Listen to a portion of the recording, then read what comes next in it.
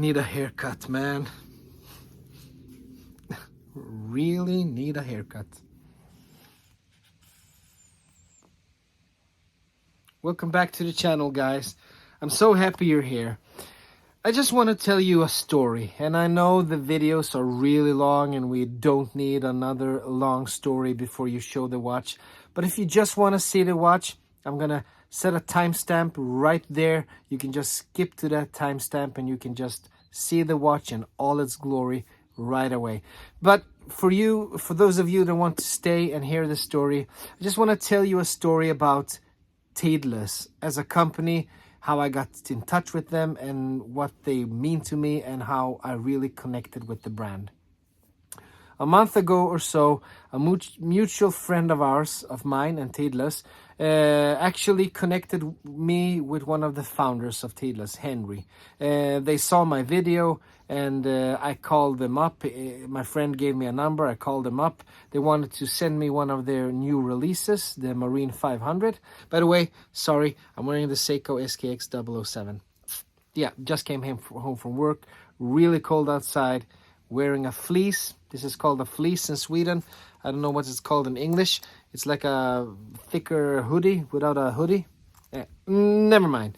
Tidlös, back on track. Tidlös. So I got in touch with Henry. We talked on the phone and we actually set up a meeting through Google Teams because he lives way up north and I live quite far down in Sweden, in the south. So we set up a meeting through Google Teams.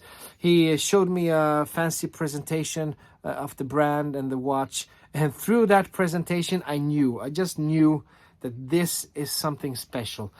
The brand. This is something really special because then I'm going to tell you why. Because I'm not a big channel. This is a small channel.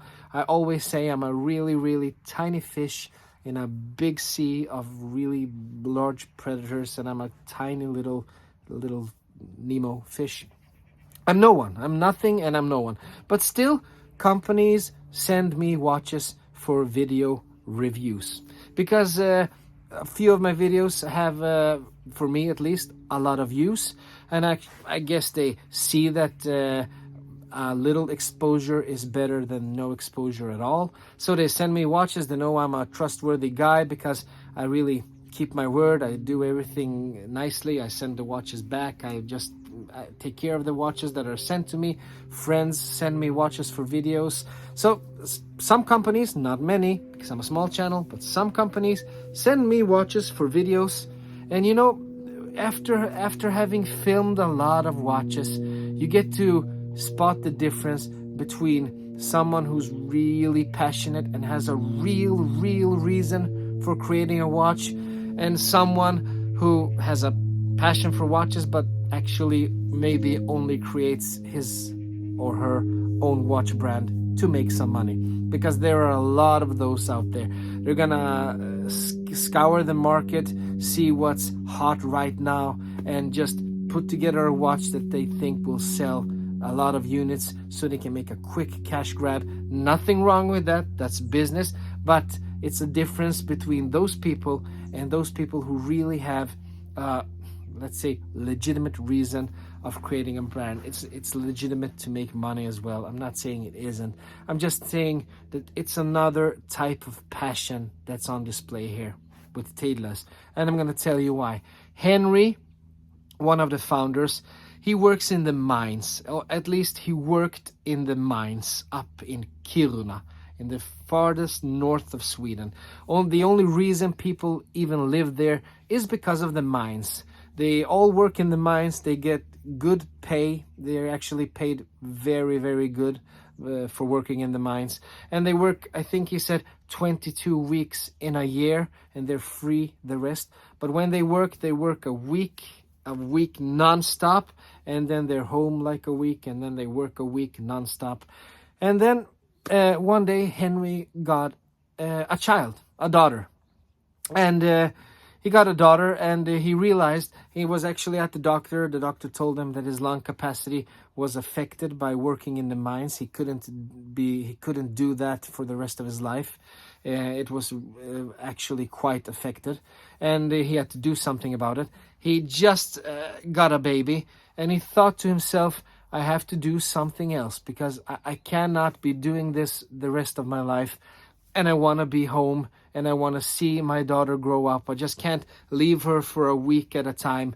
I want to have a regular job that I can go to in the morning, 8 to 5, come back, come home in the afternoon, see your child, put the children to sleep, and a regular life. He wanted that, and his child made him want that. And as a father, that really connects with me, because there's nothing more important to me than time with my family. I don't have a high-end job. I make enough to provide for my family. My wife works as well. We have enough. Sure, I have some cool watches that I think are cool, but I don't drive a fancy car, and I don't have anything else but those watches. But I really connect with that. Just time with your family is the one and single most important thing in my life. And it was for Henry as well. He didn't have a fancy degree or a fancy education or something, and he needed something to do that could make him leave the mines and do something else. And after a long time thinking about it, he came to the conclusion that he's always loved watches and what they stood for. And why not create his own brand, a watch that he would like to wear himself, of high quality, that doesn't have to cost a lot of money. Sure, it's for a lot of people, the Tidlös watches are not cheap watches, but for a lot of people, they are cheap watches. They're not a $10,000 watch. It's a $1,500 watch, and for some it's a lot, for some it's not. But they set themselves in that price range because that was the price range that they thought they could offer a really good product and still keep the quality and still not be as expensive as one of the higher and more expensive watches. So they created Tidlös, and just the story with the logo of the Tidlös watch about the Cloudberry. I'm going to tell you about that in the video itself. But there's just so many things and attention to detail and that connects with me. It's a fantastic reason to create a brand, and it connects with me, and I just wanted to spread the word, and I just want to show you the watch, and I'm just going to stop talking now, and I'm just going to show you the watch. So that's the story of Tidlös and how we got connected, and why this brand means a lot to me. Even though I don't own one of their watches, I really wanted to buy one of their watches, but I just can't right now because I just bought the Speedmaster. I don't have a lot of money. But one day I'm going to be wearing a Tidlös on my arm for the meaning of the brand and for the connection that I feel with them. And that thing doesn't come along very often. A real connection that you feel with a brand for the reason that I feel it with Tidlös. Enough of me. Let's take a look at the watch. Let's flip the camera. Let's go over to the lake and film the watch. I'll see you there.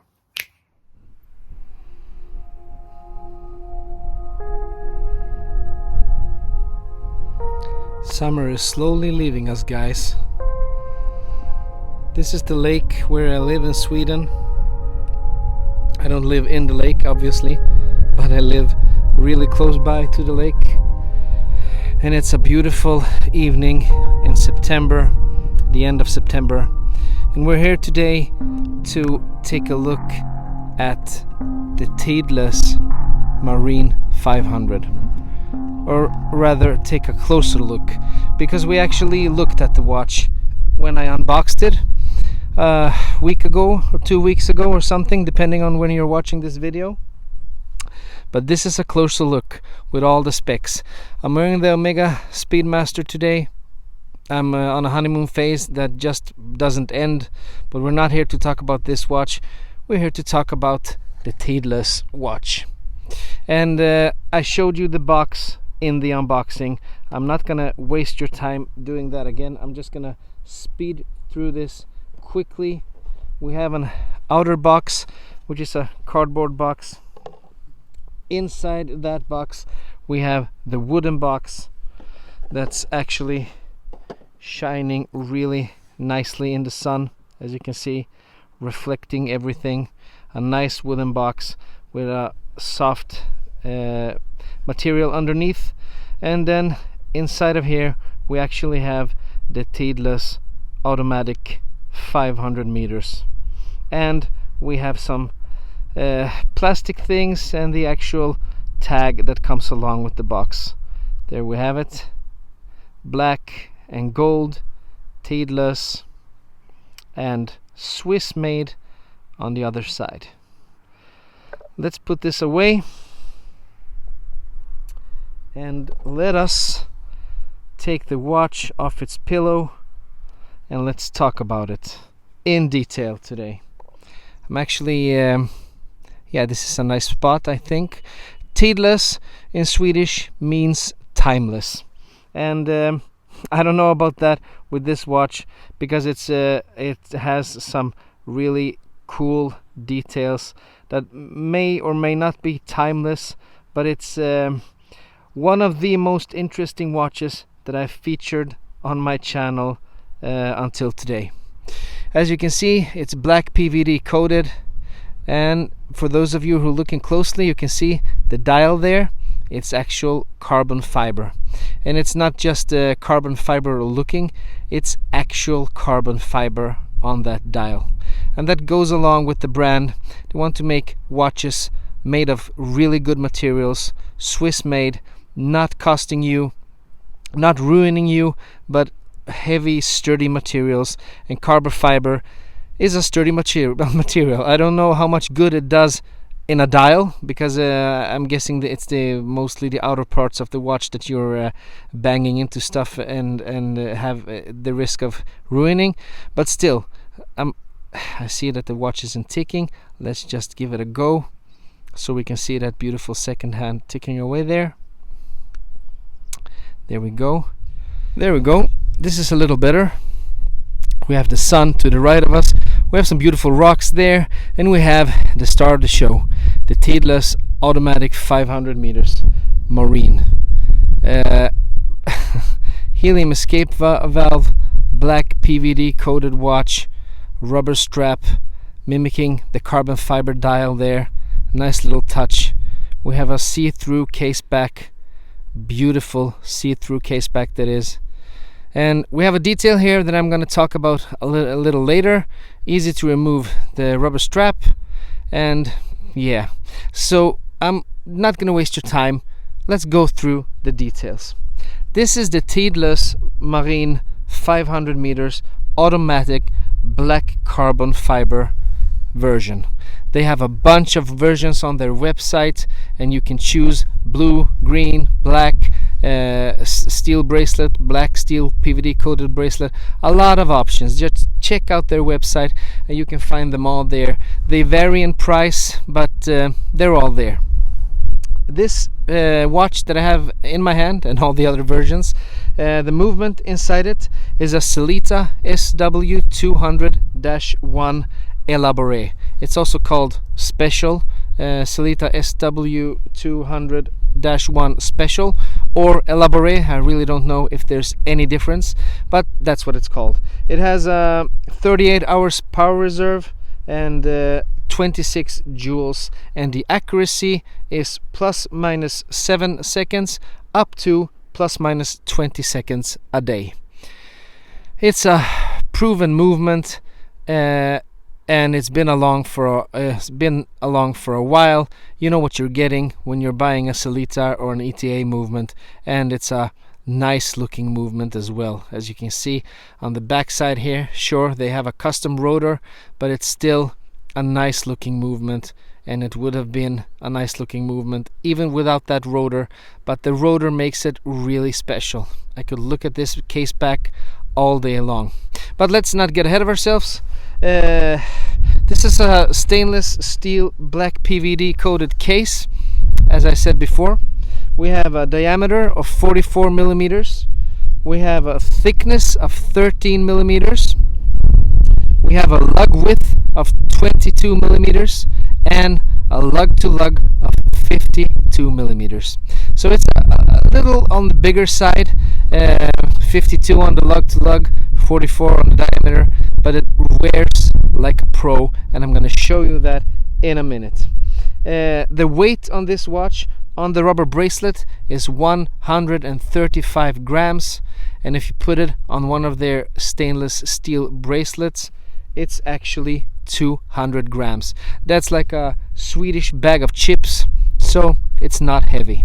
The water resistance, as the watch's name tells you, is 500 meters. It also says so on the carbon fiber dial, automatic 500 meters right there. We have a helium escape valve on the left side.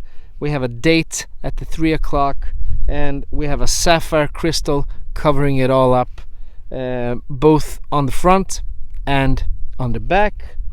And we have this beautiful ceramic bezel.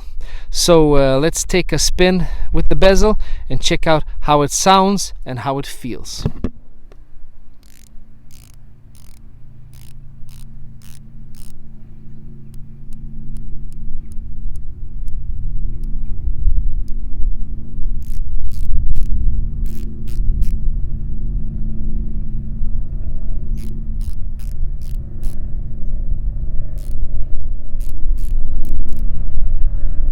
There we go. It's 120 clicks. It's unidirectional. It's perfectly aligned. It has basically no movement in between the clicks. It actually feels a lot like my Tudor Black Bay GMT bezel, and I think that the coin edge here nudges it into the Tudor territory, because it feels like my bezel. That bezel is 60 clicks, this is 120, and I actually prefer 120 clicks, but it's quite loud. You can hear it. You have that audible confirmation that you're moving the bezel, but it will not move on itself. It's easy to turn when you want to turn it, but it will not move by itself. And it's a really nicely done bezel, top-notch bezel, that is. So the price of the watch, it's not released yet. It will be released in the 1st of October on their website. Everything will go up for sale then. But the price of this of the Marin 500 will be ranging from 14,000 Swedish crowns up to 16,000 Swedish crowns.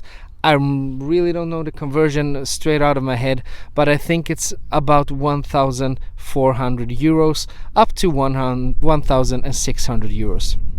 Let's take a look at one specific detail about this watch. You can see that big hour hand and that big minute hand. You can see how huge they are compared to the actual hour markers, and you can probably guess that they're filled up with lume, and we're gonna take a look at the lume in just a second.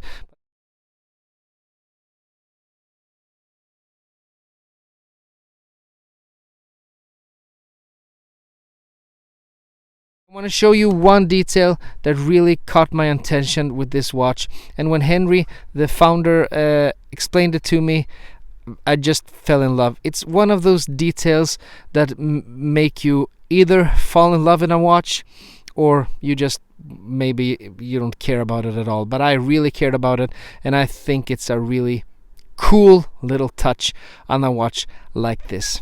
So Tidlös, the company, they're from Kiruna. Kiruna is way up there in Sweden. I mean, the only people that live there, they work in the mines, as I said in the intro. And in Kiruna, in north of Sweden, there is one berry that's really, really nutritious, and basically it's a good berry to eat, both in nutrition, it's good for you, and it's a good berry, and whatever. And that berry, just to make a little nod to their heritage and where they're from, they actually incorporated the berry inside of the dial. As you can see there, just between Swiss and made, we have the hjortron, and in English it's called the cloudberry. And you can see why it's called the cloudberry, because it actually looks like a cloud. My brother said that he thought it was a diamond, supposed to look like a diamond, but no, it's a cloudberry, paying tribute to their roots. the roots of Tidlös. That, my friends, is fantastic. But it doesn't end there. Take a look at the crown. The screw-in crown is also a cloudberry, a hjortron.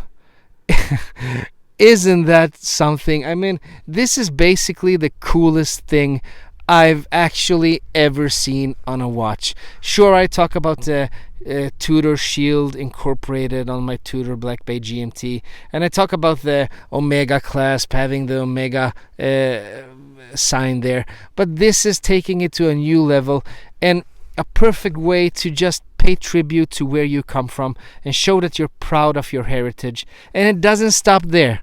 Take a look at the case back here, and you can see on that golden, it's not real gold, but it looks like gold. On that golden rotor, we also have the cloudberry just above Tidlös. And Henry told me that he did design the rotor himself, and it looked a little different before because he wanted it to look a different way, but it wasn't possible because the weight of the rotor has to be a specific amount or something for it to be turning regularly, and it had to look like this. But he didn't want to lose the cloudberry, and he didn't lose it, and there it is, a perfect I mean, for me, that little detail, I mean, the watch is beautiful, the watch is really cool, it's stealthy, and it looks really good on my wrist as well. Actually, we're gonna put it on my wrist, but I mean, that little detail right there, I'm not really that fond of the carbon fiber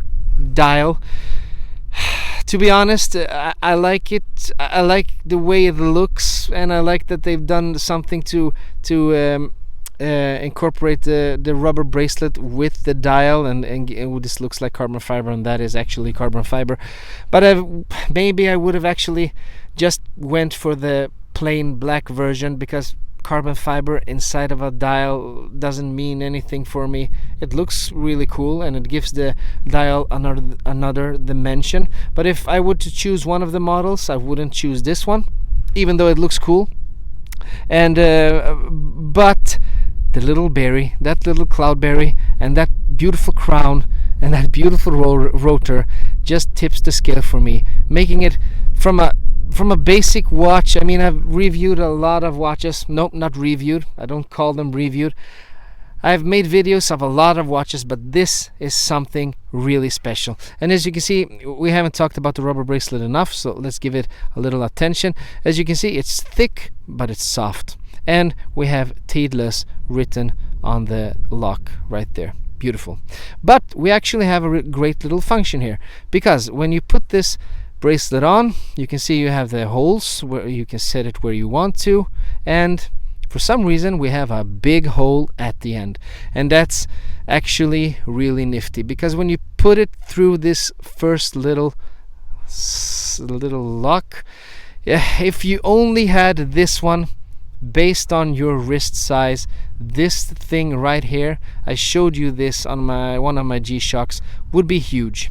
And actually they've made a little rubber protrusion on the second lock there, so when you put it in there, it locks in place.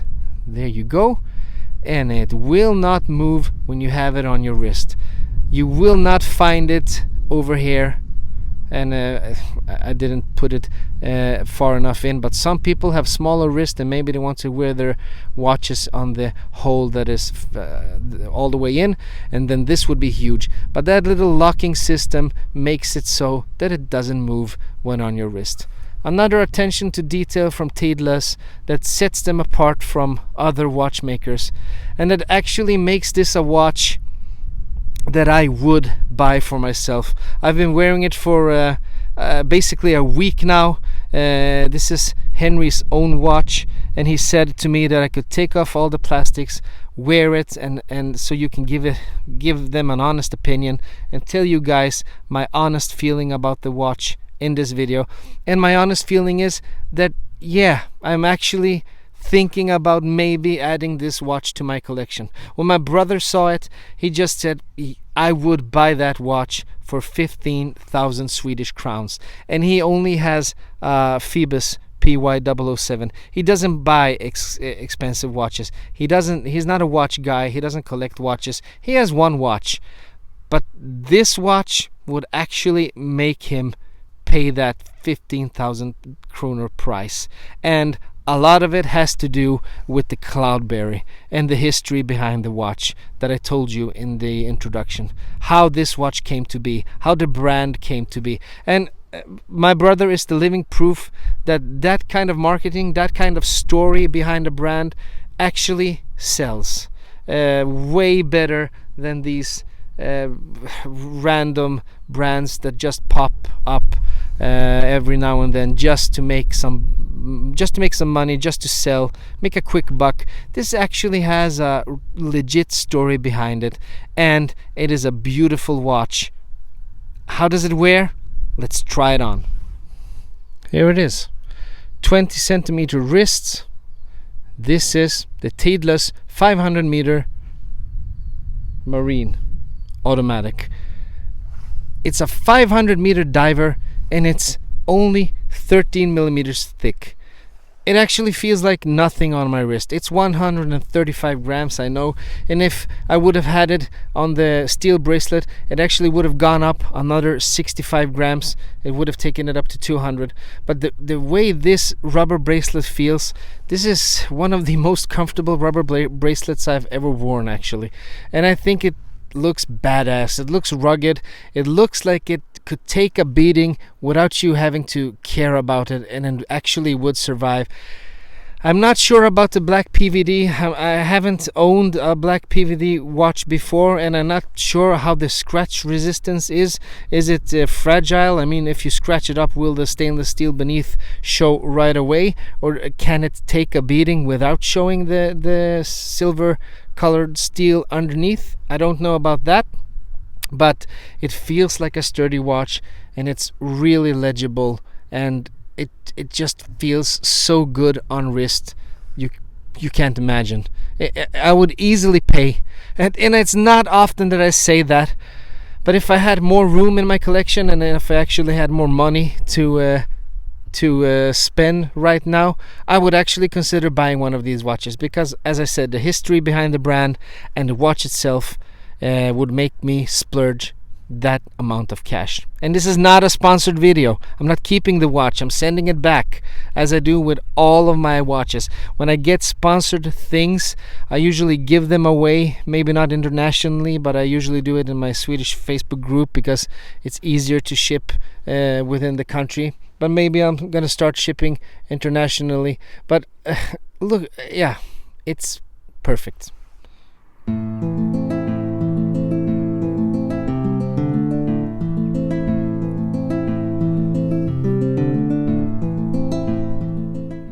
So,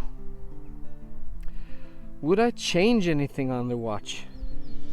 If I could choose, if I was part of the design team at Tidlös, would I make any changes on this watch as it is today?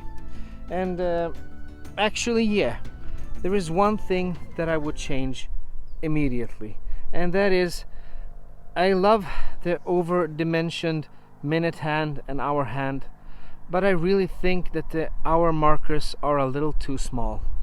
Maybe it's just me, but that's actually the reason that I wanted to buy the new Rolex Pepsi GMT, because I really like the super case with those larger indices, and I think that these are just a tad too small.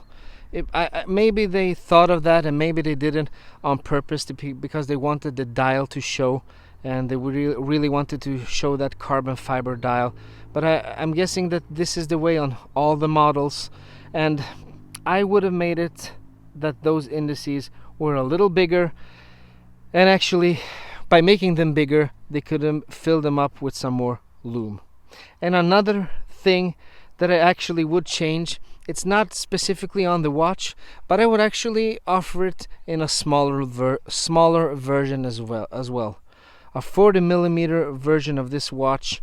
You can take the water resistance down to 200 or 300 meters, but make it available in a smaller version as well. And I think that this watch would sell out maybe not sell out, but it would sell a lot of units. And I'm not a company man. I don't know anything about the decisions behind the walls and why some companies choose to have their watches available in a bunch of sizes and why some companies actually don't. And I have no idea why Tidlös chose to make this only and exclusively a 44mm version and no other option for people with smaller wrists. But the 52mm lug-to-lug size here, it's maybe gonna scare some people away, but it's actually not that horrible when you put it on. We have a good tapering on those lugs, but yeah, I have a 20cm wrist, so I really don't know if I can say how this would look on a smaller wrist. But yeah, it would have been good if they made it available in a smaller version as well, because it is a beautiful watch. The logo is perfect on that dial, in my opinion. We have just barely 2 rows of writing beneath the hands there, automatic and 500 meters. And then we have Swiss made with the Cloudberry. Let us not forget that beautiful Cloudberry there. And it's a beautiful watch. I have nothing more to say about it, actually. It is a stunning piece of art, and I'm proud to be from Sweden, and I'm really proud to show you this watch even before it releases. I'm proud that Tidlös chose to send me this watch, because my channel is nothing in the sea of channels out there, and yet they chose to send one of the units to me. I wish I could have tried on the bracelet as well, but maybe another time. Maybe there will be time for that in another day. But yeah, it's a stunning piece. I would like to own one myself one of these days. What do you think, guys? Do you like this watch? Have you had any experience with black PVD coating, and does it scratch off easily, or does it stay the same? Can it take a beating, or is it different between brands? More expensive watches, more expensive brands may actually put on several layers of black PVD coating. I have no idea. Have you ever tried a Cloudberry? Maybe it's time to do so. Anyway, I have to end this video, and I had a lot of positive things to say about the watch, and I'm glad that I had the opportunity to have it on my channel. And as usual, my friends, if you liked this video, please consider giving it a thumbs up. If you liked it really much, please consider subscribing to the channel.